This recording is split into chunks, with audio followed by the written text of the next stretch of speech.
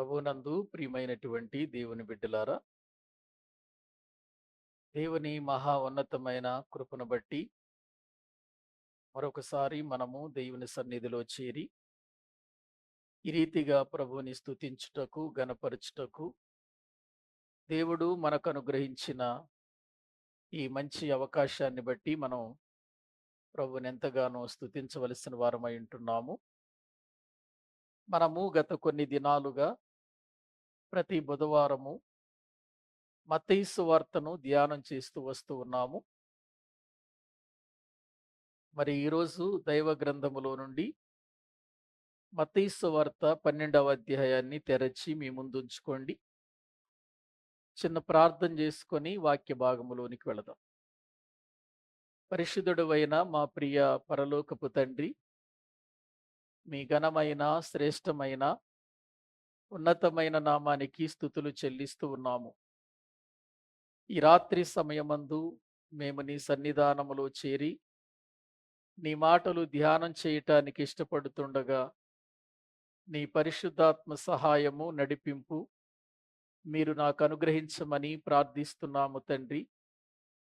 నీ మాటలు ఎంతో శక్తివంతమైనవి గనుక ఈ శక్తివంతమైన మాటలు ప్రజలలోనికి వెళ్లకుండా సాతానుడు ఎన్నో విధాలుగా ఆటంకాలు కలిగిస్తాడు గనుక ఎక్కడ కూడా దుష్టునికి అవకాశం ఇవ్వక నీ వాక్యాన్ని మేము ధ్యానిస్తూ నీ వాక్య ప్రకారము బ్రతుకుతూ నీకు మహిమ తెచ్చేవారిగా మమ్మలను చేయండి.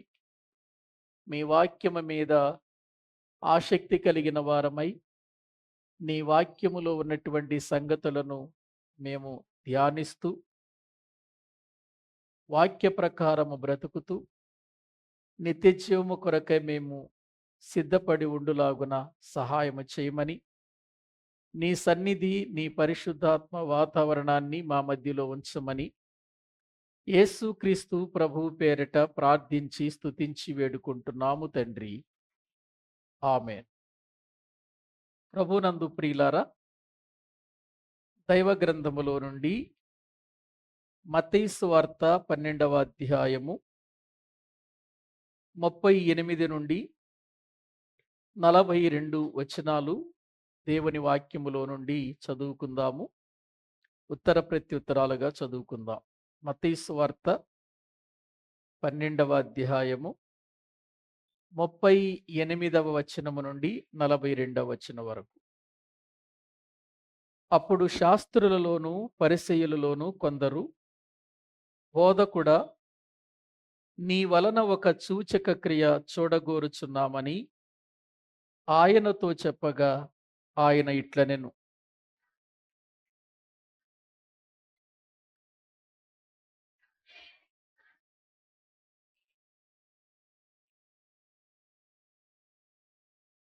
యోనా 3 రాత్రింబగళ్ళు తిమింగలము కడుపులో ఎలాగుండెనో అలాగు మనుష్య కుమారుడు 3 రాత్రింబగళ్ళు భూగర్భములో ఉండును.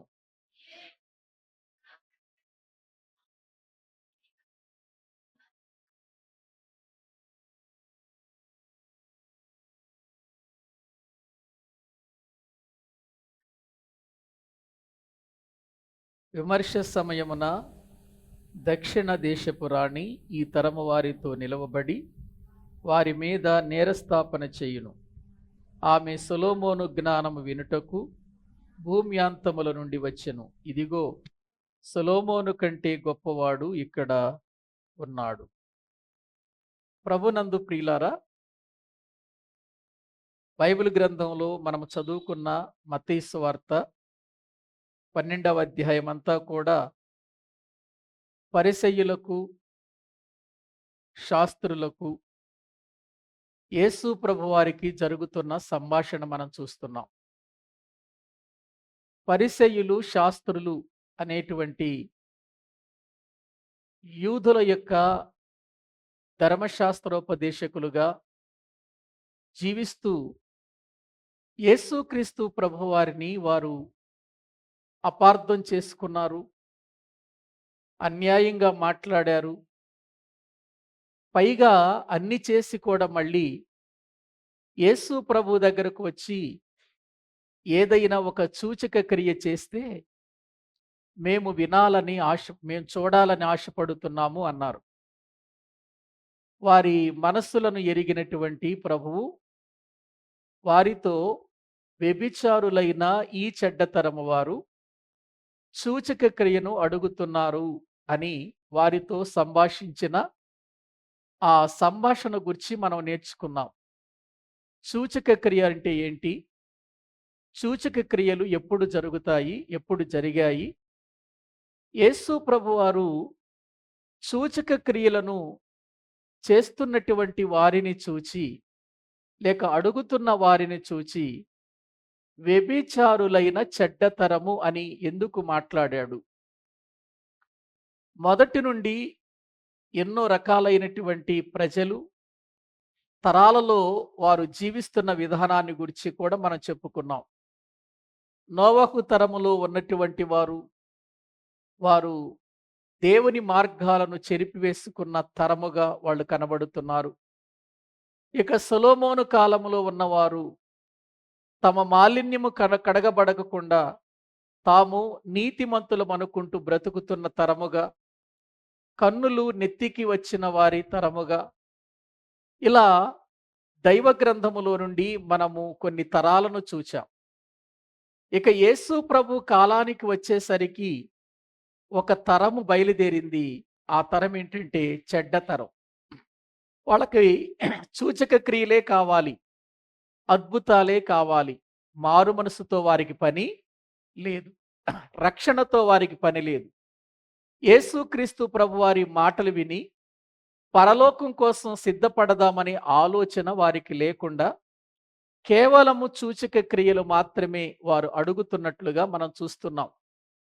అప్పుడు యేసుక్రీస్తు ప్రభువారు ప్రియులారా జరిగిన ఒక గొప్ప సూచక క్రియ వారి ముందు పెట్టాడు. అదేంటంటే యోనా జీవితములో జరిగిన సూచక క్రియ. అదే అక్కడ మాట్లాడుతూ ఏమంటాడంటే, ఒకసారి 39వ వచనం చదవండి. 39వ వచనం. వ్యభిచారులైన చెడ్డతరము వారు సూచక క్రియను అడుగుచున్నారు. ప్రవక్త అయిన యోనాను గూర్చిన సూచక క్రియయే గాని మరి ఏ సూచక క్రియను వారికి అనుగ్రహింపబడదు. యోనా 3 రాత్రింబగళ్ళు తిమింగలము కడుపులో ఎలాగుండెనో అలాగూ మనుష్య కుమారుడు 3 రాత్రింబగళ్ళు భూగర్భములో ఉండును. చాలండి. ఇక్కడ సడన్గా యేసుక్రీస్తు ప్రభువారు ఒక్కసారిగా సూచక క్రియ అడుగుతున్నటువంటి శాస్త్రులతో, పరిసయ్యులకు ఆయన ఎప్పుడో క్రీస్తుకు పూర్వం జరిగినటువంటి యోనాను జ్ఞాపకము చేస్తున్నాడు. ఇక్కడ యోనాను జ్ఞాపకము చేస్తున్నాడు. ఆ తర్వాత ఆయన సొలొమోనును జ్ఞాపకము చేస్తున్నాడు. సొలొమోనును జ్ఞాపకము చేస్తున్నాడు. వీళ్ళిద్దరిని జ్ఞాపకము చేస్తూ ఆ ప్రజలతో మాట్లాడుతున్నాడు. ఇదిగో మీకు ఒక సూచక క్రియ జరిగిన విషయం చెబుతాను, వినండి. యోనా జీవితములో ఏ విధముగా తిమింగలము కడుపులో 3 రాత్రింబగళ్ళు ఉన్నాడో అలాగే మనుష్య కుమారుడు కూడా భూగర్భములో 3 రాత్రింబగళ్ళు ఉండును. ఆ రోజున వాళ్ళు యోనా ప్రకటించిన వార్త విని మారు మనసు పొందారు, రక్షణ పొందారు. కానీ మీ మధ్యలో ఎన్ని అద్భుతాలు జరుగుతున్నా, ఎన్ని సూచక క్రియలు జరుగుతున్నా మీకు మాత్రం ఏమి రావటం లేదు? మారు మనసు రావటం లేదని ప్రభువు అక్కడ బాధపడుతున్నట్లుగా మనము చూస్తూ ఉంటున్నాం. మీకు యోనాను గూర్చిన సూచక క్రియ తప్ప మరి ఏది అనుగ్రహింపబడదు అని అంటున్న ఆ మాటలో పరమార్థం ఏంటో మనము గుర్తించాలి. ఇక్కడ ప్రియులారా 2 విషయాలను కోడ్ చేస్తూ చెబుతున్నాడు. ఒకటి, యోనా 3 రాత్రింబగళ్ళు చేప గర్భములో ఉండటం. మరొకటి మనుష్య కుమారుడు అంటే యేసుక్రీస్తు ప్రభువారు 3 రాత్రింబగళ్ళు భూగర్భములో ఉండటం. ఈ రెండిటిని కోడ్ చేసి చెబుతున్నాడు. ఇక్కడ మనము ఆలోచించవలసిన విషయాలు చాలా ఉన్నాయి. వాటిని మనము ఆలోచన చేద్దాం. అసలు యోనా జీవితంలో ఏం జరిగింది? యోనా జీవితంలో సూచక క్రియ అనేటువంటిది ఎలా జరిగింది, దేనికి జరిగింది అని మనము ఒక్కసారి ఆలోచిస్తే లూకా సువార్త 11వ అధ్యాయము చూద్దాము రండి. బైబిల్ గ్రంథాన్ని తెరచి లేఖనాలలో ఉన్న విషయాలను మనము చూద్దాం.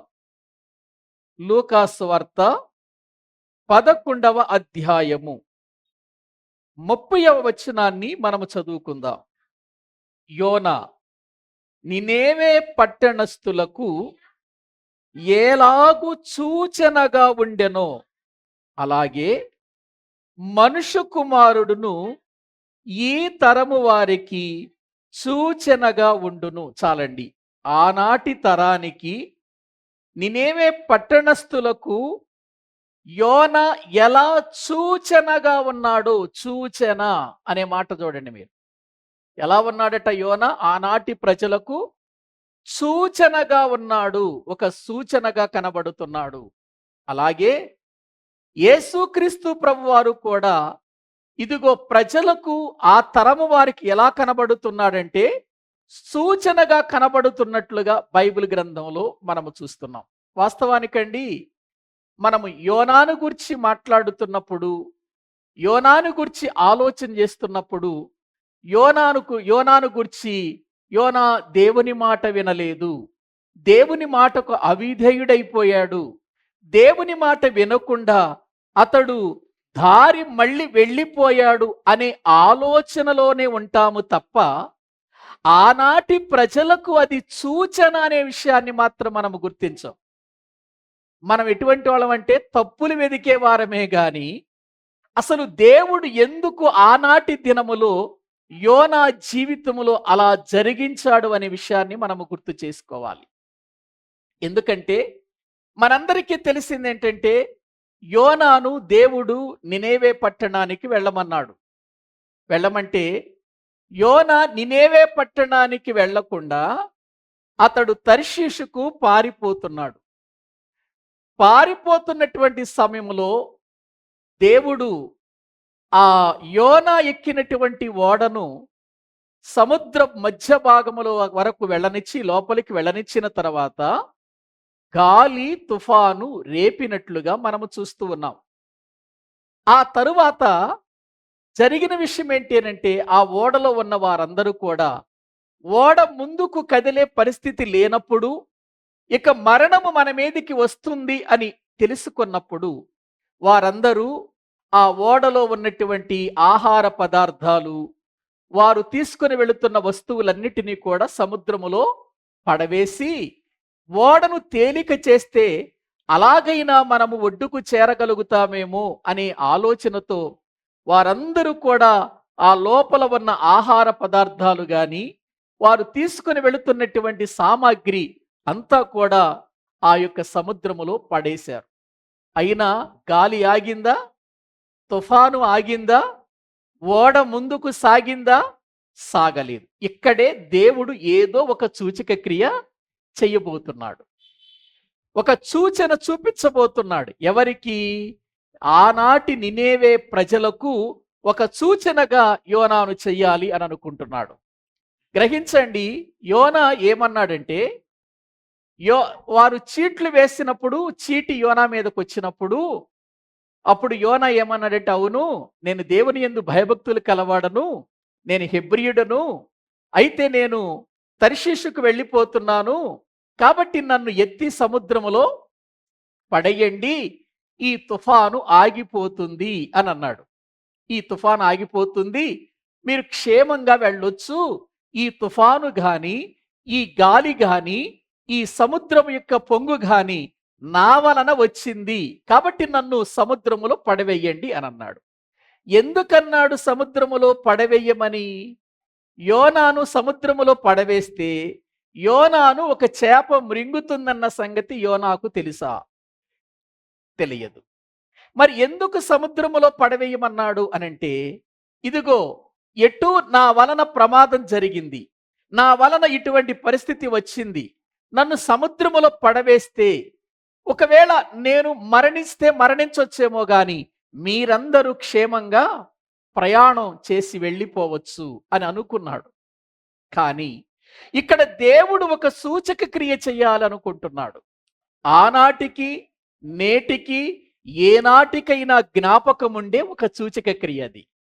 ప్రియులారా, ఇక ఎంతకంటే గొప్ప సూచక క్రియ అనేది ఇంకా మరొకటి లేదు. ఎన్ని సూచక క్రియలు చేసినా యోనా జీవితములో జరిగిన సూచక క్రియతో సమానమైనది ఇంకా ఏమీ లేదు. ఇప్పుడు ఒక అద్భుతం చేయబోతున్నాడు. అక్కడ జరిగిన విషయం ఏంటంటే, దేవుడు ప్రియులారా నన్ను ఎత్తి సముద్రములో పడవేయమని ఎప్పుడైతే యోనా చెప్పాడో, యోనాను మృంగటానికి ఆయన ఒక మత్స్యమును నియమించెను అనే మాట వాక్యములో చూద్దాము రండి. యోనా గ్రంథం, దేవుని వాక్యాన్ని ప్రియులారా మనము చూడగలిగితే యోనా గ్రంథములోనికి వెళదాము రండి. మనం యోనా గ్రంథము వాక్యములో నుండి మొదటి అధ్యాయము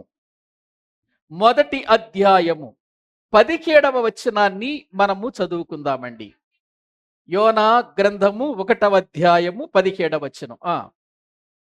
గొప్ప మత్స్యము ఒకటి యోనాను మృంగవలెనని యెహోవా నియమించియుండగా యోనా 3 దినములు ఆ మత్స్యము యొక్క కడుపులో నుండెను. ప్రియులారా, యోనాను మృంగాలని ఒక మత్స్యమును దేవుడు ఏం చేశాడట? నియమించాడు అని వాక్యంలో చూస్తున్నాం. దేవుడు ఒక మత్స్యమును నియమించాడు. ఒక గొప్ప మత్స్యము అన్నాడు. దానినే మనము తిమింగలం అని చదువుకున్నాము క్రొత్త నిబంధనలో. అంటే ఒక పెద్ద ప్రియులారా మత్స్యమును, ఒక పెద్ద తిమింగలాన్ని దేవుడు సముద్రములో నియమించుకున్నాడు. ఏమండి, సముద్రములో ఎన్ని తిమింగలాలు ఉంటాయి? చాలా ఉంటాయి. ఇన్నని లెక్క పెట్టగలమా? ఎన్ని గొప్ప మత్స్యాలుంటాయి? చాలా ఉంటాయండి, చాలా ఉంటాయండి. ప్రియమైన దేవుని పిల్లలారా, సముద్రము, ఆ సముద్రములో ఒక ప్రియులార మత్స్యము దేవుని చేత నియమించబడింది. ఇప్పుడు ఆ సముద్రములో ఉన్నటువంటి చేపలు గాని, ఆ సముద్రములో ఉన్న గొప్ప మత్స్యములు గాని, తిమింగలాలు ఎన్నో ఉండగా దేవుడు నన్నే నియమించుకున్నాడన్న సంగతి ఈ తిమింగలానికి ఎలా తెలుసు? ఇది అద్భుతం కాదా? ఇది ఆశ్చర్యం కాదా? లక్షల కోట్ల తిమింగలాలుండే సముద్రాలు, ఆ సముద్రాలలో దేవుడు నన్నే నియమించుకున్నాడు అన్న సంగతి ఆ తిమింగలానికి ఎలా తెలుసు? ఎలా తెలిసింది? ఒక్కసారి మనము ఆలోచిస్తే అది చాలా గొప్ప అద్భుతం. మన జ్ఞానానికే అందని అద్భుతం. దేవుడు నియమించుకున్నాడు, ఆ చేప వెళ్ళి యోనాను మృంగేసింది అని చెప్పుకోవటం వేరు. కానీ అన్ని వేల లక్షల కోట్ల తిమింగలాలలో, గొప్ప మత్స్యములలో ఒక మత్స్యమును దేవుడు ఏర్పాటు చేసుకోవటంలో ఆయన ఉద్దేశం ఏంటి? ఆ ఏర్పాటు చేయబడినటువంటి మత్స్యము నన్నే దేవుడు ఏర్పాటు చేసుకున్నాడని అది గుర్తించింది అనంటే దానికున్న జ్ఞానం ఏంటి? ఆలోచించండి. ఈ ప్రపంచంలో మానవాళిగా ఉన్నటువంటి ప్రతి మనిషిని దేవుడు తన దయా సంకల్పమున నియమించుకుంటే, దేవుడు మమ్మల్ని నియమించుకున్నాడన్న సంగతి మనిషికి అర్థమవుతుందా? దేవుడు మమ్మల్ని నియమించుకున్నాడు, దేవుడు మమ్మల్ని ఏర్పాటు చేసుకున్నాడు. దేవుని యొక్క ప్రణాళికలో నేను బ్రతకాలి, దేవుని మాట వినాలి, దేవుని మాట ప్రకారం నేను బ్రతకాలి అని మనుషుడేమైనా అనుకుంటున్నాడా? ఏవండి, ఒక విషయాన్ని మిమ్మల్ని అడుగుతాను. సముద్రములో ఉన్నటువంటి గొప్ప మత్స్యానికి బోధ ఎవరైనా చేశారా? ఎవరైనా దానికి ప్రతిదినము వెళ్ళి దేవుడు నిన్ను నియమించుకున్నాడు, దేవుడు నిన్ను నియమించుకున్నాడు, దేవుడు నిన్ను ఏర్పాటు చేసుకున్నాడని ఎవరని చెప్పారా దానికి? కానీ మనిషికి ప్రతి క్షణం ప్రతి దినము కూడా మీరందరూ దేవుని చేత నియమించబడిన వారని వార్త వినబడుతుందా లేదా? వినబడుతుంది. వినబడినా మనిషి మారటం లేదు. వినబడినా మనిషి దేవుని చేత నేను నియమించబడ్డాను, దేవుని ప్రణాళికలో నేను భూమి మీదకి వచ్చాను అనే విషయం మనిషి అర్థం చేసుకోవటం లేదు. వినబడుతున్నా కూడా దానిని గ్రహించకుండా మనిషి పోతున్నాడే.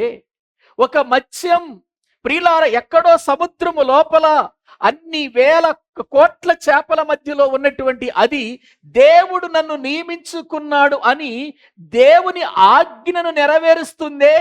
ఇక్కడే అద్భుతం ప్రారంభమైంది. చూడండి అక్కడ వాక్యంలో మనము చూస్తే ప్రియులారా ఒకసారి ఒక వచనాన్ని చదువుకుందాము. చూడండి యోనా గ్రంథం వాక్యములో మనము చూస్తే ప్రియులారా మొదటి అధ్యాయములో మనము జ్ఞాపకం చేసుకుంటే మళ్ళీ ఆ వచనాన్ని మళ్ళీ చదవండి. 17వ వచనం. గొప్ప మత్స్యము ఒకటి యోనాను మృంగవలెనని యెహోవా నియమించి ఉండగా యోనా 3 దినములు ఆ మత్స్యము యొక్క కడుపులో ఉండెను. అంటే మృంగాలి అని నియమించాడు. తిమింగలానికి దేవుడు నియమించిన నియమం ఏంటంటే యోనాను మృంగాలి. ఇప్పుడు నేను ఒక విషయాన్ని చెబుతాను. సముద్రములో ఎన్నో పడిపోతూ ఉంటాయి. సముద్రములో ఎన్నో ఓడలు ప్రయాణం చేస్తూ ఉంటాయి. ఈ ఓడలోనే యోనా ఉన్నాడు అనే సంగతి మత్స్యానికి ఎలా తెలుసు? ఏవండి, యోనాను ఎప్పుడన్నా చూసిందా? యోనాను పలకరించిందా? యోనాతో అదేమైనా సహవాసం చేసిందా? లేదే. మరి ప్రియులారా వాక్యములో మనము చూస్తే తర్షీషుకు వెళుతున్నటువంటి ఓడలోనే ఉన్నాడు యోనా అన్న సంగతి దానికేం తెలుసు? ఎందుకంటే ఓడరేవు దగ్గర నుంచి ఒక ఓడే బయలుదేరదుగా. అనేక ప్రాంతాలకు ప్రియులార ఓడలు బయలుదేరతాయి. అనేక ప్రాంతాలకు ఓడలు బయలుదేరి వెళుతున్నప్పుడు ఈ ఓడలోనే యోనా ఉన్నాడు. ఈ ఓడలో ఉన్నటువంటి వ్యక్తే బయటపడతాడు. ఆ వ్యక్తే యోనా. ఆ వ్యక్తి నేను మృంగాలి అన్న సంగతి దానికేం తెలుసు చెప్పండి ప్రియులారా? అది దేవుడిచ్చిన జ్ఞానం. దానికి అది దేవుని చేత నియమించబడింది. నియమించబడిన పని చెయ్యటానికి బయలుదేరింది. దేవుని నియమములో ప్రియులారా ఆ వాక్యంలో మనము చూస్తే 10వ వచనం చదవండి. 10వ వచనం 2వ అధ్యాయము 10వ వచనం. 2వ అధ్యాయము 10వ వచనం. అగ్నియగా అది యోనాను నేల మీద కక్కివేసింది. యెహోవా ఆజ్ఞయ్యగా అది వింటుంది. ఎవరు ఆజ్ఞ ఇస్తే? దేవుడు ఆజ్ఞ ఇస్తే ఆజ్ఞ ప్రకారము నేను జీవించాలని అది దేవుని మాటకు లోబడి విధేయత చూపించి వెళుతుంది. మరి మనిషి అండి, మనిషికి ఆజ్ఞలిచ్చాడు. మనిషిని ఇలా బ్రతకమని దేవుడు చెప్పాడు. కానీ దేవుని ఆజ్ఞానుసారంగా మనుషుడు బ్రతకగలుగుతున్నాడా? ఒక్కసారి మీరు పరిశీలన చెయ్యండి. ఒక మద్యము దేవుని ఆజ్ఞను నెరవేరుస్తుంది, కానీ మనిషి దేవుని ఆజ్ఞను అతిక్రమించాడు. మనిషి ఏమో ఆజ్ఞను అతిక్రమించాడు. తన పోలికలో తన స్వరూపములో చేసుకున్న మనిషి ఏమో దేవుని ఆజ్ఞను ఏం చేశాడు చెప్పండి? అతిక్రమిస్తే ప్రియమైన దేవుని బిడ్డలారా, అది దేవుడు నోటి మాట ద్వారా పుట్టించినటువంటి ఈ యొక్క సముద్రములో ఉన్నటువంటి ఈ చేప మాత్రం, ఈ మత్స్యము మాత్రం ఎవరి మాట, ఎవరి ఆజ్ఞను నెరవేర్చటానికి ఇష్టపడుతుంది? దేవుని ఆజ్ఞను నెరవేర్చటానికి ఇష్టపడుతుంది. దేవుడు దానికిచ్చిన ఆజ్ఞ సామాన్యమైన ఆజ్ఞ కాదండి. 3 దినములు యోనాను తన కడుపులో పెట్టుకోవాలి. 3 దినములు లోపల ఉన్నటువంటి యోనా ఏ మాత్రము కూడా ప్రియులార ప్రమాదం జరగకుండా ఎలా ఉన్నాడు అలా దాచిపెట్టాలి. అది తన గర్భంలో. ఏమండి, తన గర్భములో దాచాలి అనంటే ప్రియులారా, అది ఆ 3 దినాలు కనీసం ఏ ఆహారాన్ని కూడా తినకూడదు. తర్వాత తన అవయవాలలో ఉన్నటువంటి కొన్నిటిని అది జాగ్రత్తగా కాపాడుకోవాలి. బిగబట్టాలి వాటిని పని చెయ్యకుండా. లేకపోతే యోన ఆ చేప గర్భములో ఏమైపోతాడో తెలుసా అండి? కరిగిపోతాడండి, అరిగిపోతాడండి యోన. ఎందుకో తెలుసా? తిమింగలం అంటే సామాన్యమైనటువంటిది కాదు. ప్రియులార, ఎంత పెద్ద ప్రియులార జంతువును అది మృంగిన, ఎంత పెద్ద పెద్ద చేపలను మింగిన వెంటనే అది లోపల కరిగిపోతుంది. అది స్వభావం, అటువంటి స్వభావము కలిగినది ఆ తిమింగలం. ఇప్పుడు యోనాను మృంగాలి. మృంగినటువంటి యోనాను జాగ్రత్తగా కాపాడాలి, గర్భములో ఉంచాలి.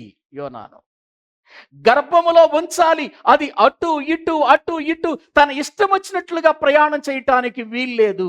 అది చాలా జాగ్రత్తగా ప్రయాణం చేయాలి అని అంటే ప్రియులారా, దాని విధానము ఎంతగా అది మలుచుకోవాలో ఒక్కసారి మీరు ఆలోచించండి. ఒక్కసారి మనం ఆలోచించాలి ఈ విషయాలు. ఒక సూచక క్రియ అంటే, సూచనగా ఒక అద్భుతం దేవుడు చేయబోతున్నాడు అనంటే, ఇదిగో ఆనాటి నినేవే ప్రజలకు సూచనగా దేవుడు చేయటానికి ఆ యోనాను 3 దినాలు అది తన కడుపులో దాచుకుంది. 3 దినాలు ఒక మాటలో చెప్పాలంటే ప్రియులారా, అది ఉపవాసం ఉంది అని చెప్పాలి. ఏమీ తినకుండా ఉపవాసం ఉంది. మరొక అద్భుతం చెప్పను ఇక్కడ. యోనాను తీసుకొని వెళ్ళి నినేవే ఒడ్డున కక్కెయ్యాలి అని దేవుడు చెబితే, అది నినేవే పట్టణం అన్న సంగతి దీనికేం తెలుసు? ఏవండి, అది నినేవే పట్టణం. ఇది ఆ పట్టణం ఇక్కడే ఉంటది, ఆ నినేవే పట్టణం ఇదే అన్న సంగతి దానికేం తెలుసు? ఒకసారి ఆలోచించండి మీరు. ప్రియులారా, దాన్ని నడిపిస్తున్న డ్రైవర్ ఎవరో తెలుసా? దేవుడండి, దేవుడు. నినేవే పట్టణానికి అది ప్రయాణమై వెళుతుంది. అసలు ఒక మాటలో చెప్పాలంటే, ఎక్కడైతే యోనా ఓడ ఎక్కాడో అక్కడ నుండి నినేవే పట్టణం చాలా దగ్గర పట్టణం. కానీ ఇతడు తర్షీషు ఓడ ఎక్కాడు కదా, తర్షీషు ఓడ ఎక్కాడు. తర్షీషు ఓడ ఎక్కి దరిదాపు కొన్ని 100 కిలోమీటర్ల దూరం వెళ్ళిపోయింది. ఏంటది? ఓడ కొన్ని 100 కిలోమీటర్ల దూరం వెళ్ళిపోయింది.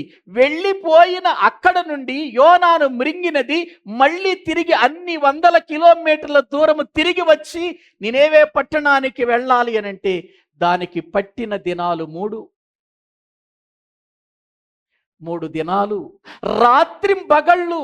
ప్రియులార, కడుపులో దాచుకున్నటువంటి యోనాను కక్కివేయటానికి రాత్రి నిద్ర లేదు, పగలు నిద్ర లేదు, ప్రయాణం చేస్తూ వచ్చింది.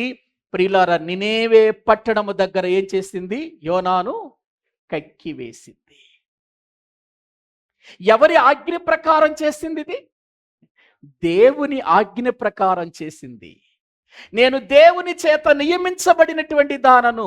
నా ప్రాణం పోయినా పర్వాలేదు, నేనేమైపోయినా పర్వాలేదు, నేను దేవుని ఆజ్ఞను నెరవేర్చాలనే తపన ఎంత బాగుంది దానికి. ఒకవేళ అది మధ్యలో ఏమైనా చచ్చిపోయిందనుకోండి, దానికి పరలోక నరకం అన్న ఏమైనా ఉండయా? చచ్చిపోవచ్చు, అది మరణించవచ్చు. అది ఎలా మరణించినా కూడా దానికి తర్వాత జీవితం లేదండి, లేదు. అయినా కూడా నేను దేవుని ఆజ్ఞను నెరవేర్చాలి అని అనుకొని అది అంత చక్కగా ప్రయాణం చేసి యోనాను కక్కివేసిందండి. 3 దినములు ఎక్కడ ఉన్నాడండి యోనా? చేప గర్భములో ఉన్నాడు. 3 దినాలు, 3 రాత్రింబగళ్ళు చేప గర్భములో యోనా ఉన్నాడు. ఇంతకంటే గొప్ప సూచక క్రియ ఏముందయ్యా అని చెబుతున్నాడు వాళ్ళకి. అదే విధానములో మరొక సూచన జరగబోతుంది. మనుష్య కుమారుడు యోనా ఎలాగూ 3 రాత్రింబగళ్ళు చేప గర్భములో ఉన్నాడో, ఇదిగో మనుష్య కుమారుడు కూడా భూగర్భములో 3 దినాలు ఉంటాడు. యోనాను 3వ దినమున ఎలా కక్కివేసిందో ఒకానొక దినాన్న ఇదిగో 3 దినాలు 3 రాత్రింపగళ్ళు భూగర్భములో ఉన్నటువంటి ఇదిగో ఈ మనుష్య కుమారుడు మళ్ళీ బయటికి వస్తాడు. ఈ రెండింటిని కోట్ చేసి చెబుతున్నాడు చూడండి. ఆనాటి ప్రజలకు యోనా ఎలా గుర్తుగా సూచనగా ఉన్నాడు, ఇదిగో నేటి ప్రజలకు సూచనగా ఎవరున్నారు చెప్పండి? ఇప్పుడు చెబుతున్నాను. యోనా జీవితంలో జరిగిన ఆ సూచన దైవ ప్రణాళికలో జరిగిందా, లేకపోతే యోనా తప్పు చేసినందువలన జరిగిందా? అది తెలుసుకోవాలి మనం. భక్తులు నుండి ఎప్పుడు అంత తొందరగా మనము తప్పుటోళ్ళు అని మనం ఎప్పుడు కూడా నిర్ధారించటానికి మనం సరిపోయిన వాళ్ళం కాదండి, సరిపోయిన వాళ్ళం కాదు. కానీ మనం ఎంత తేలిగ్గా చెబుతామంటే అబ్రహాం తప్పు చేశాడు, ఇస్సాకు తప్పు చేశాడు, యాకోబు తప్పు చేశాడు అని ఎంత ధైర్యంగా చెబుతాం తెలుసా మనం? ఏవండి, కానీ మనం ఒకటి తెలుసుకోవాలి, వాళ్ళు ఎటువంటి భక్తి జీవితాన్ని జీవించి సూచనగా గుర్తులుగా ఉన్నారో అది ఎన్నటికీ మనము మరిచిపోకూడదు. అటువంటి భక్తే మనము చెయ్యాలని వారిని ఏం చేయాలండి? మనము మాదిరిగా పెట్టుకొని అనుసరించాలండి. కానీ మనం మాదిరి పెట్టుకోవటానికి కాదు, భక్తుల తప్పులు ఎదగటానికి ముందుకు వస్తాం. చాలా మంది బోధకులు కూడా, చాలా మంది భక్తులు కూడా, భక్తులు అనుకుంటున్నటువంటి వారు కూడా భక్తుల నుండి వారి తప్పులను భలే ప్రియులారా విమర్శిస్తారండి. వాళ్ళ భక్తిని గురించి చెప్పటానికంటే ఎక్కువగా వాళ్ళ తప్పులను గురించి వివరణ బాగా ఇస్తారు. ఏదో వాళ్ళేమో తప్పులు చేసినట్టు, మనమేమో ఏవండి మంచివాళ్ళం వాళ్ళకంటే భక్తి చేసినట్టుగా ఫీల్ అవుతాం. ఒకవేళ దేవుడే మన పొరపాట్లు బయటకు తీసుకొస్తే ఎందుకు పనికొస్తాం మనం? ఎందుకు పనికొస్తామండి? యేసు క్రీస్తు వారు యోనా తప్పు చేశాడని చెబుతున్నాడా, యోనా సూచనగా ఉన్నాడని చెబుతున్నాడా? చదవండి మళ్ళీ లూకాసు వార్తలను కొద్దాం రండి. ఎంత అద్భుతమండి, వాక్యాన్ని ఆలోచిస్తుంటే చాలా ఆశ్చర్యం అనిపిస్తుందండి. 11వ అధ్యాయము దేవుని వాక్య భాగములో ప్రియులారా 30వ వచనం చదవండి. యోనా నినేవే పట్టణస్థులకు ఎలాగు సూచనగా ఉండెనో అలాగే మనుష్య కుమారుడును ఈ తరము వారికి సూచనగా ఉన్నాడు. అంటే ఇప్పుడు యోనా ఎలా ఉన్నాడట ప్రజలకి? ఆనాటి తరము వారికి సూచన, ఒక గురుతు. ఒక గురుతుగా ఉండిపోయాడు యోనా. ఏవండి, ఆ 3వ దినాన్న కక్కి వేస్తే నినేవే పట్టడం 4 దినముల ప్రయాణమంతా విస్తరణ కలిగినటువంటి పట్టణం అది, మహాపట్టణం అది. ఆ పట్టణానికి నిజంగా ఇదిగో యోనా వెళ్ళి ఆ కక్కివేయబడిన తర్వాత లేచి వెళ్ళి అతడు 1 దిన ప్రయాణమంత మాత్రమే అతడు ప్రియుల రాబోయే ఉగ్రతను చెప్పాడు. 1 దినం ప్రయాణం అంతే. విస్తరణ ఎంత ఉంది? 4 దినములంత ప్రయాణం చేసేంత విస్తరణ ఉంది ఆ పట్టణం. కానీ యోనా ఎన్ని దినాలు ప్రయాణం చేశాడు చూడండి. యోనా గ్రంథము 3వ అధ్యాయము, యోనా గ్రంథము 3వ అధ్యాయము 3వ వచనాన్ని దేవుని వాక్యములో నుండి చదువుకుందాం. 3వ వచనం. కాబట్టి యోనా లేచి యెహోవా సెలవిచ్చిన, ఆ మాట మీరు బాగా జ్ఞాపకం చేసుకోండి. యోనా లేచి ఎవరిచ్చిన ఆజ్ఞ ప్రకారం? అంటే ఇప్పుడు యోనా కూడా దేవుని ఆజ్ఞ నెరవేరుస్తున్నాడా? ఆజ్ఞ ప్రకారము నినేవే పట్టణమునకు పోయెను. నినేవే పట్టణము దేవుని దృష్టికి గొప్పదై 3 దినముల ప్రయాణం, 4 అన్నాను కదా, 3 దినములు, 3 దినముల ప్రయాణమంతా పరిమాణము గల పట్టణము. యోనా ఆ పట్టణములో 1 దిన ప్రయాణమంత దూరము సంచరించుచు ఇక 40 దినములకు నినేవే పట్టణము నాశనమగునని ప్రకటన చేయగా. చాలండి. ఎన్ని దినాల విస్తరణ, ఎన్ని దినాలు ప్రయాణం చేసి అంత విస్తరణ ఉంది నినేవే పట్టణం? 3 దినాల ప్రయాణం. కానీ ఎన్ని దినాల ప్రయాణం చేసి అతడు దేవుని మాటలు చెప్పాడు వాళ్ళకి? 40 దినాలలో నినేవే పట్టణం ఏమైపోబోతుందన్నాడు? నాశనము కాబోతుందని దేవుడు చెప్పాడు అన్నాడు. అంతేనా? అన్నాడండి. ప్రియులారా, ఆ నినేవే పట్టణములో అతడు చెప్పిన మాట విన్నటువంటి ప్రజలండి ఏం చేశారు? ఆ కింద చదవండి. కింద, నినేవే పట్టణపు వారు దేవుని యందు విశ్వాసముంచి ఉపవాస దినము చాటించి ఘనులేమి అల్పులేమి అందరును గోనె పట్ట కట్టుకొనిరి. ప్రకటన చేసింది 1 దిన ప్రయాణమంత దూరమే ప్రకటన చేశాడు. 3 దినముల ప్రయాణమంత దూరము ఈ ప్రకటన వెళ్ళిపోయింది అనంటే ఎలా వెళ్ళుంటది చెప్పండి మీరు? ఏమండి, ఎలా వెళ్ళుంటది? ఆ 1 దిన ప్రయాణము చేస్తూ చెప్పబడినటువంటి మాటలు విన్నవారందరూ కూడా ఒకరికి ఒకరు మన పట్టణము 40 దినాలలో ఏం కాబోతుంది? నాశనం కాబోతుంది, జాగ్రత్త పడండి అని. ప్రియులారా, ఇదిగో అది వార్త వెళ్ళిపోయింది. రాజుగారి దగ్గరికి వెళ్ళిన వార్త ప్రియులారా అక్కడ నుండి పట్టణమంతా కూడా విస్తరించింది. దేవుని ప్రకటన, యోనా ప్రకటన విన్నటువంటి వారు ఏం చేశారు? దేవుని యందు విశ్వాసముంచి ఉపవాసముండి గోనె పట్ట కట్టుకున్నారట. ఏమండి, ఒక్క ప్రసంగమేగా, ఆ ప్రసంగం కూడా ఏమైనా గంటల తరబడి చేశాడా? యోనా ఆ ప్రసంగం ఏమైనా గంటల తరబడి చేశాడా? ఏమండి, అషూరుకు రాజధాని కదా నినేవే పట్టణం. ఏమండి, అషూరుకు రాజధానిలో ప్రియులారా ప్రకటన చేశాడు వెళ్ళిపోయి ఆ ప్రాంతంలో. రాజధానిగా ఉన్న ఈ నినేవే పట్టణం ప్రియులారా 1 దినము ఇదిగో ఆయన చెప్పిన కొన్ని మాటలు విని నాశనము రాబోతుంది అని ఇదిగో పట్టణానికి వెళ్ళిపోయిందండి వార్త. పట్టణానికి వెళ్ళిపోయింది వార్త. ఏ ఒక్కరు కూడా ఏ మాత్రము అవిధేయత చూపించకుండా అందరూ దేవుని యందు విశ్వాసం ఉంచి, ఎక్కడ?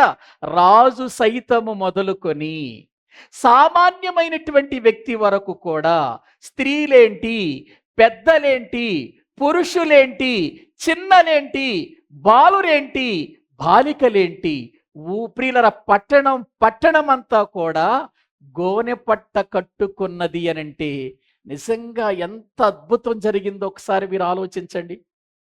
సూచన ఏంటది? సూచన. ఎటువంటి సూచన అది? మామూలు సూచన కాదది. పట్టణమే తిరిగి వచ్చింది దేవుని యొద్దకు. పట్టణమే మార్పు చెందింది. పట్టణమే దేవుని మాటకేమైపోయింది చెప్పండి? లోబడిపోయింది. రాజు దగ్గర నుంచి చివరికండి పశువులు కూడానండి, వారికి ఉన్నటువంటి జంతువులు కూడానండి అన్నీ ఉపవాసం ఉండిపోయాయి. వాళ్ళందరూ ఏం చెప్పుకున్నారంటే, ఇది మన చెడుతనాన్ని బట్టే కదా వచ్చింది, మనం చేసిన పాపాన్ని బట్టే కదా వచ్చింది, ఈ చెడు నడతను మనం మానుకుందాం రండి అని పిలవగానే అందరూ చెడుతనాన్ని మానుకోవటానికి వచ్చేశారు. అందరూ ఉపవాసం ఉన్నారు, అందరూ దేవుని యందు విశ్వాసం ఉంచారు. అందరూ కూడా వారు పశ్చాత్తాపముతో దేవుని పాదాలు పట్టుకొని ఏడ్చారండి. అక్కడ వాక్యంలో ఉంటదండి, వాళ్ళు అలా దేవుని సన్నిధిలో వేడుకుంటూ మనపూర్వకంగా దేవుని సన్నిధిలో ఉంటేనట దేవుడే ఏడ్చాడట వాళ్ళని చూసి. దేవుడే ఏడ్చాడట. 10వ వచనం చదవండి. 3:10లో ఈ నినేవే వారు తమ చెడు నడతలను మానుకొనగా వారు చేయుచున్న క్రియలను దేవుడు చూచి పశ్చాత్తాప్తుడయ్యాడు. ఏమండి, దేవుడు పశ్చాత్తాప్తుడైపోతున్నాడు, ఏడుస్తున్నాడు. ఎందుకు?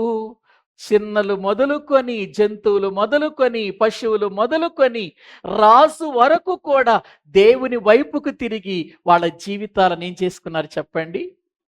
మార్చుకున్నారు. మార్చుకున్నారండి. ఎంతమంది? 4వ అధ్యాయము 11వ వచనం చదవండి. హ్మ్. చాలు. ఎంతమంది అండి? 120,000 మంది అంటే 1,20,000 కంటే ఎక్కువ మంది ఆ పట్టణంలో. ఒక్క ప్రసంగానికి, ఒక్క చిన్న ప్రసంగానికి, పెద్ద ప్రసంగం చేయలేదుగా యోనా. పెద్ద ప్రసంగం చేయలేదు. ఒక చిన్న ప్రసంగానికి ఎంతమంది మార్పు చెందారు? 1,20,000 కంటే. మనం క్రొత్త నిబంధనలోకొస్తే పేతురు గారు ప్రసంగం చేస్తుంటే 3,000 మంది రక్షణ పొందారనేదే గొప్పగా చెప్పుకుంటాం. 3,000 మంది రక్షణ పొందారంటే గొప్పగా చెప్పుకుంటాం మనం. నినేవేలో ఉన్న ప్రజలు ప్రియులారా, యోనా గారు చేసిన ప్రకటన విని 1,20,000 కంటే ప్రభు వైపుకు తిరిగారంటే అద్భుతం కాదు ఇది? సూచక క్రియ కాదా? ఇది మనందరికీ సూచన కాదంటారా? ఈ ఈ వర్తమానం చెప్పటానికి 3 రాత్రింబగళ్ళు యోనా ఎక్కడ ఉండాల్సి వచ్చింది? చేప గర్భములో ఉండాల్సి వచ్చింది. ఏది? ఒక పావుగంట, అరగంట సేపు ప్రసంగానికి, ప్రియులారా, అతడు చేస్తున్న ప్రసంగానికి, ఆ దినమంతా అతడు చేస్తున్న ప్రసంగం ఉంటే కదా 40 దినాలకు పట్టణం మీదకి ఏం రాబోతుంది? నాశనం రాబోతుంది. ఇదేగా అతడు చేసింది. ఏమండి? ఈ ప్రకటనే చేశాడు కదా. ఈ ప్రకటన కోసం 3 రాత్రింబగళ్ళు యోనాను తీసుకొచ్చాడు. ఒకవేళ అలా కాకుండా ఎవరినో ఒకళ్ళని అక్కడే ఏర్పాటు చేసుకుని చేపించొచ్చుగా ఈ మాట. రాజుగారికి కనబడి చేపించొచ్చుగా ఈ మాట. ఏమండి? రాజుగారికి దగ్గరకు దేవుని దూతను పంపించి ఆ రాజుగారితో చెప్పి, జాగ్రత్త ఈ పట్టణం, ఎందుకంటే అటువంటి పరిస్థితులు బైబిల్ గ్రంథములో ఎన్నో కనబడుతున్నాయి కదా మనకి. మరి ఎందుకు ప్రకటన ప్రియులరు ఇక్కడ అలా చేయలేదు దేవుడు? సూచన కావాలక్కడ. ఏం కావాలి దేవునికి? సూచన. అది రాబోయే క్రీస్తుకు సాదృశ్యమైన సూచనగా ఉండాలి. అది రాబోయే క్రీస్తుకు సమానమైనటువంటి సూచనగా ఉండాలి. అందుకే దేవుడు ప్రియులారా పారిపోతున్న యోనాను పట్టుకొని సముద్రములో ఒక చేపను నియమించి చావకుండా బ్రతికించి, ఇదిగో 3 రాత్రింబగళ్ళు చేప గర్భములో ఉంచి, ఇదిగో బయట పడవేసి బోధ చేయించాడు. దేవుని ప్రణాళిక చూసారా? ఒక సూచన చూసారా? ఎంతకంటే గొప్ప సూచన ఏముంది చెప్పండి? ఎంతకంటే గొప్ప సూచన ఏముంది? ప్రియులారా, దాన్ని చెబుతూ ఇప్పుడు రండి, ఇప్పుడు మన మత్తయి సువార్తలను కొద్దాం.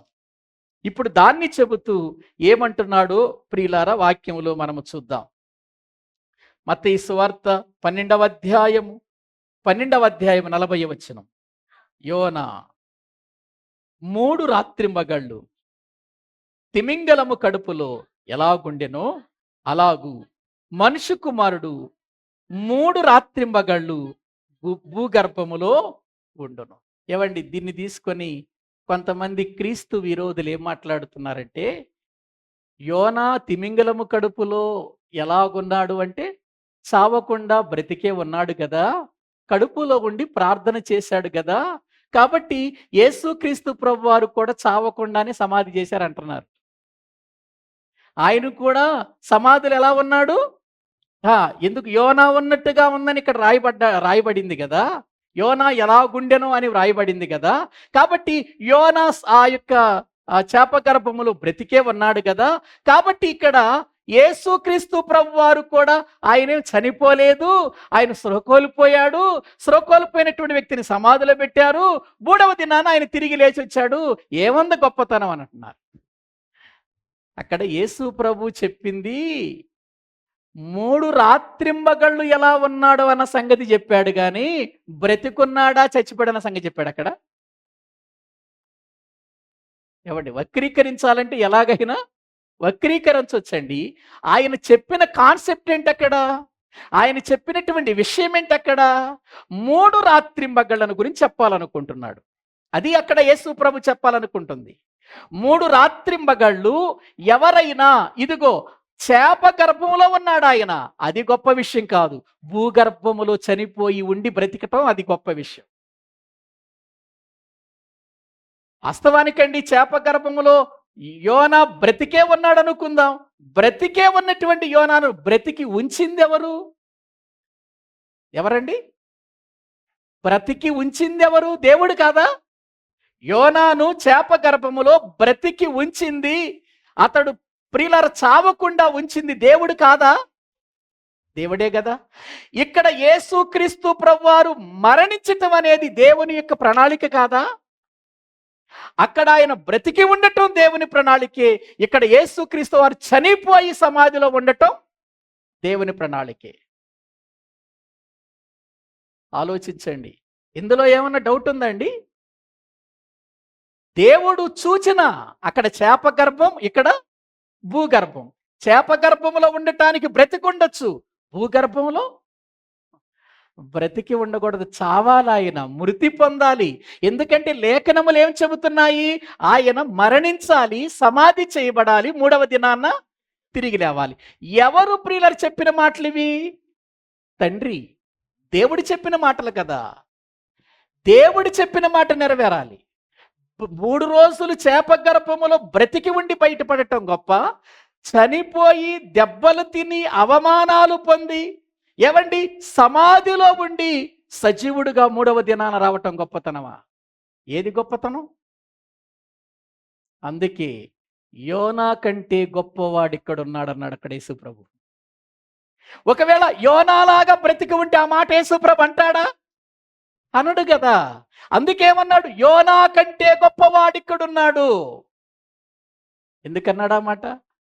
యోనా ఒకవేళ చేప గర్భములో బ్రతికి అతడు 3 దినాలు చేప గర్భములో సముద్రములో ఉన్నాడేమో, కానీ భూగర్భములోనికి నేను చనిపోయి వెళ్ళాలి, అది తండ్రి చిత్తం. అందుకే మీరు చూడండి, బైబిల్ గ్రంథంలో ఏముంటదంటే యేసుక్రీస్తు వారు చనిపోయారు, సమాధి చేయబడ్డారు, 3వ దినాన దేవుడు అతన్ని లేపాడు.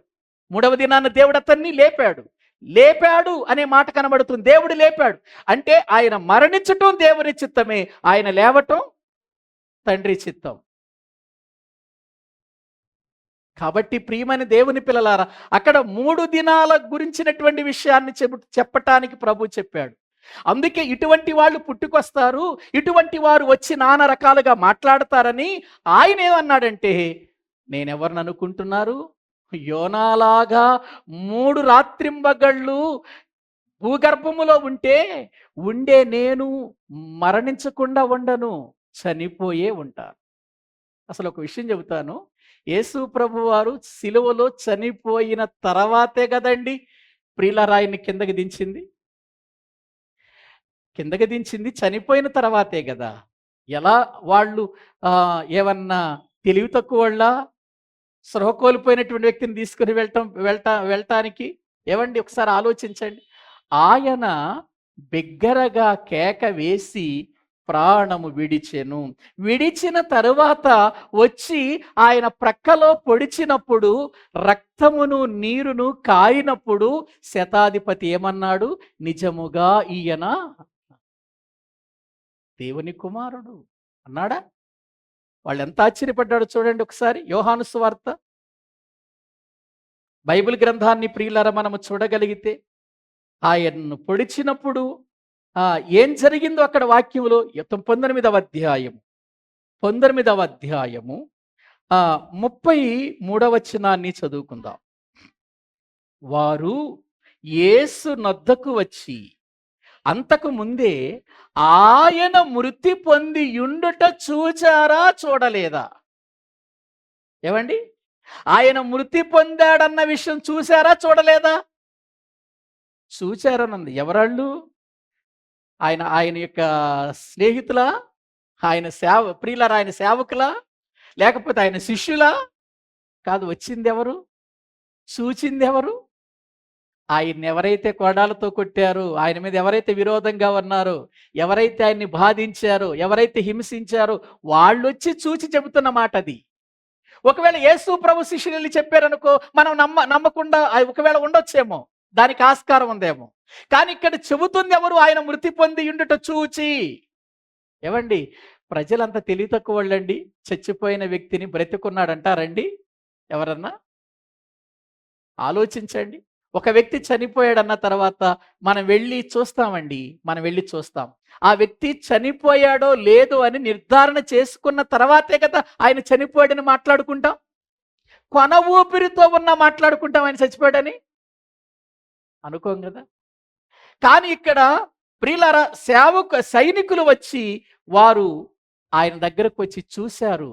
అప్పటికే ఆయన వాళ్ళు వచ్చేసరికి మృతి పొంది ఉన్నారు. చూడండి నుండి చూచి ఆయన కాళ్ళు విరగొట్టలేదు. కాళ్ళు విరగొట్టాలని వచ్చారు, చచ్చిపోయేసరికి కాళ్ళు విరగొట్టలేదు. ఎందుకంటే ఆయన ఎముకలలో ఒకటి కూడా విరవబడకూడదని లేఖనం చెబుతుంది. కాబట్టి లేఖనం ప్రకారం జరగాలి అక్కడ. సైనికులలో ఒకడు ఈటెతో ఆయన ప్రక్కన పొడిచెను. వెంటనే రక్తమును నీళ్లును కారెను. ఇది చూచిన వాడు సాక్ష్యమిచ్చుచున్నాడు. అతని సాక్ష్యము సత్యమే.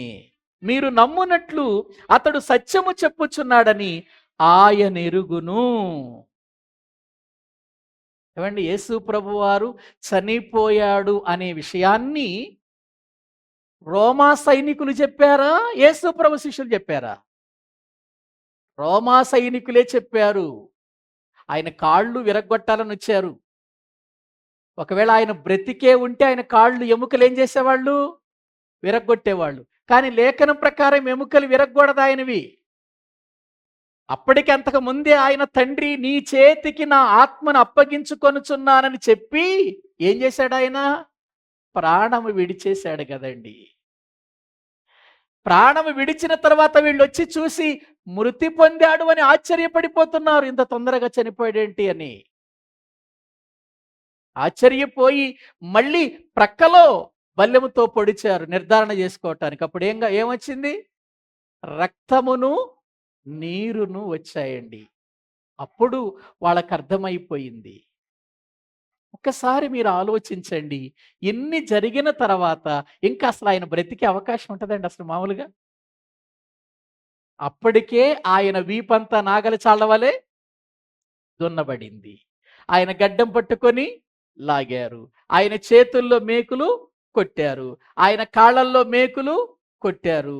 ప్రియులారా, ఆయన యొక్క తల మీద ముళ్ళ కిరీటం పెట్టారు. యూదుల రాజా నీకు శుభమని అప్పటి వరకు హేళన చేస్తున్నారు. వాళ్ళంతా అక్కడే ఉన్నారు కదండి. ఒకసారి ఆలోచించండి. ఇన్ని చేసిన తర్వాత కనీసం బల్లిముతో పొడిచినప్పుడైనా ఏమైపోవాలి? ఒకవేళ బ్రతుకున్నాడు అనుకుంటే చచ్చిపోవాలి కదండి. స్పృహ తప్పాడట, స్పృహ కోల్పోయాడట. స్పృహ కోల్పోతేనట ఆ స్పృహ కోల్పోయినటువంటి వ్యక్తిని, కోమాలోకి వెళ్ళిన వ్యక్తినట తీసుకెళ్లి సమాధిలో పెట్టారట. 3వ దినానంట లేచి వచ్చాడట. మరి ఈ గాయాలన్నీ ఎలా మానిపోయాయో మరి లోపల పెడితే. ఇంకా నయం రాత్రిపూట వచ్చి మందు రాసి ట్రీట్మెంట్ ఇచ్చారు అనలా సమాధిలో. అది కూడా పుట్టిస్తారండి వీళ్ళు, అది కూడా పుట్టిస్తారు. నేటి దినాలలో క్రీస్తును గూర్చి అనేక రకాలుగా ఎంతమంది మాట్లాడినా నిజము నిప్పు లాంటిది. నిజం నిజమే, అబద్ధం అబద్ధమే. ఎందుకంటే ఇలాంటి మాటలు చెప్పి ఎంతోమంది ప్రభువుని నమ్మకుండా, ప్రభు దగ్గరకు రాకుండా, దేవుని పిల్లల యొక్క విశ్వాసాన్ని దెబ్బతీసి వాళ్ళని దేవునికి చెందకుండా చెయ్యాలని ఎన్ని ప్రయత్నాలు చేస్తున్నారో. ఎన్ని ప్రయత్నాలు చేసినా ఆయన శక్తి కలిగిన దేవుడు, సమస్తాన్ని నిర్మించిన వాడు, సమస్తాన్ని చేసిన వాడు ఆయన. ఆయనకు విరోధమైన ఏ ఆయుధము వర్ధిల్లదు.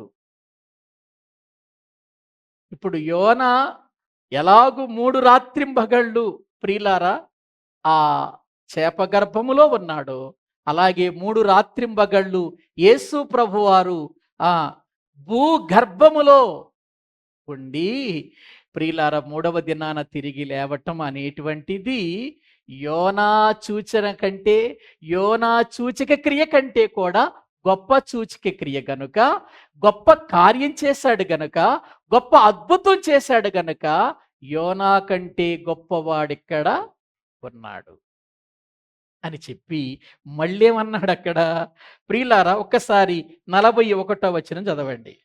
నినేవే వారు యోనా ప్రకటన విని మారు మనసు పొందిరి గనుక విమర్శ సమయమున నినేవే వారు ఈ తరము వారితో నిలవబడి వారి మీద నేరస్థాపన చేతురు. ఇదిగో యోనా కంటే గొప్పవాడిక్కడ ఉన్నాడు. శాస్త్రులారా, పరిసయ్యులారా, మీ అందరి మీద నేరస్థాపన ఎవరు చేస్తారో తెలుసా? నినేవే పట్టణస్థులు. మీరు ఇంత వాక్యం విని, ఇన్ని సంగతులు తెలుసుకుంటూ, ఇన్ని విషయాలు కూడా ఎరిగి కూడా మీరు మార్పు చెందలేదు. ఆ రోజున వాళ్ళ జీవితంలో ఒక్క యోనా సూచక క్రియ, ఆయన వెళ్ళి నినేవే పట్టణానికి వాక్యం చెప్పగానే వారు ఏమాత్రం అపనమ్మకం ఉంచకుండా వారు ప్రభు నమ్మారే. వారు మీ మీద ఏం చేస్తారు? నేరస్థాపన చేస్తారు. ఒకవేళ మీరు అనుకుంటారేమో సొలొమోను ఉన్నాడు కదా, సొలొమోను జ్ఞానవంతుడు కదా, దావీదు యొక్క కుమారుడు కదా ఆయన, ఇదిగో ఆయన చాలా జ్ఞానవంతుడుగా బూది గంతముల నుండి కూడా మరి ఎంతో మంది వచ్చి ఆయన జ్ఞానాన్ని తెలుసుకున్నారు కదా, ఆయన కంటే జ్ఞానవంతుడు అని ఒకవేళ అంటారేమో మీరు అంటారు కూడా. అందుకని ముందే చెబుతున్నాను, వినండి. సొలొమోను జ్ఞానమును గురించి తెలుసుకోవటానికి ఎక్కడి నుండి వచ్చారో తెలుసా? భూమి అంతముల నుండి వచ్చారు అన్నాడు. భూమి అంతముల నుండి వచ్చారట. అంటే ప్రియులారా, భూమి మీద ఉన్న రాజులందరూ, భూమి మీద ఉన్నటువంటి అధికారులందరూ, ఏలికలందరూ ఆనాడు సొలొమోను జ్ఞానాన్ని తెలుసుకోవటానికి వచ్చారు. అందులో ప్రాముఖ్యమైన వ్యక్తిగా ఒక షేబా దేశపు రాణి స్వయంగా వచ్చింది. ఆయన్ని గూఢమైనటువంటి సంగతులతో ప్రశ్నించాలని వచ్చింది. ఎలాగైనా ఆయన్ని ఇదిగో ఓడించాలని వచ్చింది. కానీ ఆమె వేసిన గూఢమైన ప్రశ్నలకు సొలొమోను అవలీలగా సమాధానం చెప్పాడు కదా. అనుకుంటే అంతకంటే గొప్ప జ్ఞానిని నేను. అసలు నా పేరే జ్ఞానం. జ్ఞానం ఆయన పొందుకున్నాడు. అసలు నా పేరే ఏంటి? జ్ఞానం. పరలోకము పుట్టక మునిపే ఈ జ్ఞానం ఉంది కదా. ఆ జ్ఞానం ఇదిగో నేను కలిగి ఉన్నా. నేనే జ్ఞానం, నేనే దేవుని శక్తిని, నేనే దేవుని జ్ఞానాన్ని నేను. కాబట్టి సొలొమోను గొప్పవాడు అనుకోకండి. సొలొమోను కంటే గొప్పవాడు ఇక్కడ ఉన్నాడు. ఏవండి, మన పాట పాడతాం కదా, యోనా కంటే శ్రేష్ఠుడు, సొలొమోను కంటే శ్రేష్ఠుడు అనే పాటలు పాడతాం కదండి. శ్రేష్ఠుడు, గొప్పవాడు ఆయన. సొలొమోను కంటే, యోనా కంటే గొప్పవాడు ఆయన. ఒకవేళ మీరు కాదనుకుంటే, ఆ రోజున షేబా దేశపు రాణి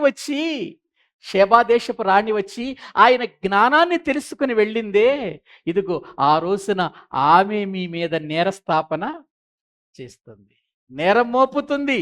ఏంటయ్యా, ఇంత యోనా కంటే గొప్పవాడు, సొలొమోను కంటే గొప్పవాడు ఆయన అయ్యుంటే మీరేంటయ్యా సొలొమోనును పట్టుకున్నారేంటి, యోనాను పట్టుకున్నారేంటి? వీళ్ళిద్దరికంటే కూడా గొప్పవాడు కదా ఆయన అని నేరస్థాపన మోపినప్పుడు మీ జీవితాలు ఏమైపోతాయో తెలుసా? మీ బ్రతుకులు ఏమైపోతాయో తెలుసా? నిత్య నరకానికి వెళ్ళిపోవాలి. ఎందుకు? వాళ్ళు విని మార్పు చెందారు. షేబా దేశపు రాణి వచ్చింది, విన్నది, ఇదిగో సొలొమోనుతో అన్నది ఏమని? నేను విని దానికంటే చూచినది మరి ఎక్కువగా ఉన్నది. నేను వినింది చాలా తక్కువే. కాబట్టి ఇంత జ్ఞానం ఇచ్చి ఇంతగా నిన్ను గొప్పవానిగా చేసిన ఆ యెహోవాకు స్తోత్రములు అని దేవునికి ఏం చేసిందామె? స్తోత్రములు చెల్లించింది, స్తుతించింది, ఆరాధించింది. ఎవరామే? షేబా దేశపు రాణి. నినేవే మా ప్రియులార ప్రజల యొద్దకు వెళ్ళి దేవుని మాటలు ప్రకటించగానే ఆలస్యం చేయకుండా ఆ నాశనం నుండి తప్పించుకోవాలని వాళ్ళందరూ వారు దేవుని మాట విని దేవుని వైపుకు తిరిగి గోనె పట్ట కట్టుకొని ఉపవాసం ఉండి చెడు నడతలను మానుకొని ప్రార్థన చేశారు, దేవుని దగ్గర ఏడ్చారు. మరి మీరెందుకయ్యా మారట్లేదు? ఏవండి, యేసు ప్రభువారు బ్రతికి ఉండగా ఈ మాట చెప్పాడు. ఇప్పుడు మన కాలంలోకి వచ్చేసరికి ఆయన చనిపోయాడు, సమాధి చేయబడ్డాడు, భూగర్భములో 3 దినాలున్నాడు, తిరిగి లేచాడు. ఆయన లేచి అనేకులకు కనబడి ఆరోహణమై వెళ్ళిపోయి తండ్రి కుడిపార్శ్వమున కూర్చున్నాడు. ఇంకెంత నమ్మాలి మనం? ఇంకెంత నమ్మాలి ఇప్పుడు? ఏవండి, ఒక్కసారి ఆలోచించండి. కానీ నమ్ముతున్నారా? ప్రజలు విశ్వసిస్తున్నారా? ఆ విశ్వసించి ప్రభు కొరకు బ్రతుకుతున్నటువంటి వారు, ఇదిగో ఎంత చెప్పినా వినకుండా మారని వారికి ఒక రోజున నేరస్థాపన చేస్తారు, నేరారోపణ చేస్తారు వారి మీద. ఇన్ని మాటలు చెప్పినా, ఇన్ని సంగతులు జరిగిన, ఇంత గొప్ప విషయాలు మీ మధ్యలో ఉన్నా మీరెందుకు మార్పు చెందలేదని మార్పు చెందిన వారు మార్పు చెందనటువంటి వారి మీద ఏం మోపుతారు? నేరస్థాపన, నేరము మోపుతారని యేసు ప్రభువారు ఖచ్చితంగా వారితో మాట్లాడుతున్నట్లుగా మనం చూస్తున్నాం ప్రియులారా. మరి ఈ దినమన దేవుని మాటలు వింటున్న ప్రియులారా, ఆయన ఎంత గొప్పవాడో ఆయన నోట నుండే చెప్పాడు. యోనా కంటే గొప్పవాడు ఆయన, సొలొమోను కంటే గొప్పవాడు. ఇంకేంటి మీరు ఇంత గొప్పవాడిని మీ ముందు పెట్టుకొని ఈ గొప్పవాడు మాట్లాడుతున్న మాటలను మీరు వినక సూచక క్రియలు కావాలంటారేంటి? యోనా లాంటి సూచక క్రియ ఒకరోజు చూడబోతున్నారు నా జీవితంలో. ఇంకా అంతకంటే గొప్పది లేదు, అది ఇంకా మీకు వేరేది అనుగ్రహింపబడదు అని అంత ఖచ్చితంగా చెప్పినప్పుడైనా వాళ్ళ జీవితాలు ఏమైనా మార్పు చెందారా? వాళ్ళు ఏమైనా ప్రభు వైపు తిరిగారా అంటే లేదండి. మరి అన్నీ యేసు ప్రభు వారు చెప్పినవన్నీ జరిగిపోయాయి, లేఖనాలన్నీ కూడా నెరవేర్చబడ్డాయి. పాత నిబంధనలో, ధర్మశాస్త్రములో, ప్రవక్తల గ్రంథాలలో ఆయన గురించి చెప్పబడిన లేఖనాలన్నీ నెరవేర్చబడిన తర్వాత కూడా ఇంత గొప్ప శక్తితో ఆయన మాటలు లోకంలో ప్రకటించబడుతూ ఉంటే ప్రజలేమన్నా మార్పు చెందుతున్నారంటే లేదండి. కాబట్టి ఒక రోజున దేవుని మాటకు లోబడని నమ్మని వారంతా నేరస్తులుగా నిలబడాలి, నమ్మిన వారంతా వారి మీద నేరము మోపాలి. ఆ రోజు రాబోతుంది. నేరము మోపేవాడి లిస్టులో ఉంటావా? నేరస్తునిగా నిలబడతావా? ఒక్కసారి మనము ఆలోచించుకొని యేసు ప్రభువారు చెప్పినటువంటి మాటలలో ఉన్న పరమార్థమును తెలుసుకొని ప్రభు కొరకు బ్రతుకుతూ మనము నేరస్తులుగా నిలబడకుండా నేరారోపణ చేయునట్లుగా భక్తిలో, ఆత్మీయతలో దేవుని కొరకు దేవుని చిత్తాన్ని నెరవేరుస్తూ బ్రతుకుతూ జీవితాన్ని ప్రభు కొరకు స్థిరపరుచుకుందాం. అట్టి కృప దేవుడు మనకు దయచేయునుగాక. తలలు వంచండి, ప్రార్థన చేసుకుందాం. తలలు వంచండి, ప్రభు సన్నిధిలో ప్రార్థన చేసుకుందాం. పరిశుద్ధుడవైన తండ్రి, ప్రేమ కలిగిన మా ప్రభువా, మీకు వందనాలు చెల్లిస్తూ ఉన్నాం. నీ మహాప్రేమను బట్టి, నీ ఉన్నతమైన కృపను బట్టి నాయన, మీ లేఖనాలలో నుండి మత్తయి సువార్త 12వ అధ్యాయములో మీ మాటలు మేము చదివాం, మీ మాటలు మేము విన్నాం, మీ మాటలు మేము ధ్యానించాం తండ్రి. నాయన, ఆనాటి శాస్త్రులు పరిసయ్యుల వలె మేము ఉండొద్దు నాయన. ఆనాటి నాయన నినేవే ప్రజల యొక్క జీవితాలలో ప్రభువా నేరారోపణ చేసేవారిగా ఉన్నట్టుగా తండ్రి సొలొమోను కాలములో షేబాదేశపు రాణి నేరారోపణ చేసినట్లుగా మేము కూడా నేరారోపణ చేసేవారిగా మమ్మల్ని చెయ్యండి గాని నేరస్తులుగా మేము నిలబడవద్దు నాయన. నేరస్తులుగా నిలబడి నిత్య నరకానికి వెళ్ళొద్దు నాయన. నిత్య నాశనానికి జారిపోవద్దు నాయన. నిత్య జీవాన్ని పొందేటట్లుగా చేయండి. ఎంతమంది ఈ మాటలు వింటున్నారో వారి హృదయాలలో రక్షణను గుర్చిన ఆసక్తి పెట్టండి, మారు మనసును గుర్చినటువంటి పశ్చాత్తాపం పెట్టండి. జీవితాలను మార్చుకొని క్రీస్తు కోసం తమ బ్రతుకులను అప్పగించి నిత్య జీవం పొందాలి అనేటువంటి ఒక ఆసక్తి వారిలో పెట్టమని ప్రార్థిస్తున్నాం. బలపరచండి నాయన.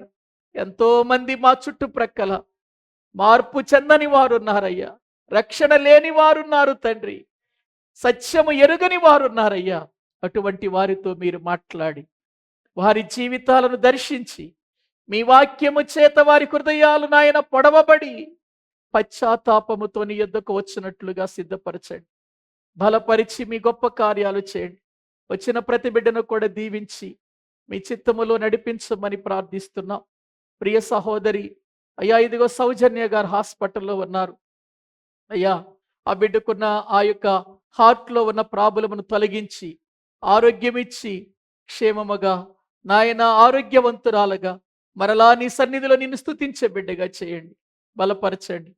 ఇంకా సంఘములు ఎవరు బలహీనులుగా ఉన్నారు వారిని బలపరిచి ఆరోగ్యం ఇచ్చి నీ చిత్తములో నడిపించమని ప్రార్థన చేస్తూ మీ చేతులకు అప్పగించుకుంటూ మా ప్రభు మా రక్షకుడు మీ ప్రియ కుమారుడైన యేసుక్రీస్తు ప్రభు పేరిట ప్రార్థించి స్తుతించి వేడుకుంటున్నాము తండ్రి. ఆమేన్. మన తండ్రి అయిన దేవుని ప్రేమ, ఆయన కుమారుడైన యేసుక్రీస్తు వారి యొక్క కృప, పరిశుద్ధాత్మ నిత్య సహాయము సన్నిధి ఇక్కడ కూడిన మనకును సకల పరిశుద్ధులకును సదాకాలము తోడయుండి నడిపించునుగాక. ఆమేన్. అందరికీ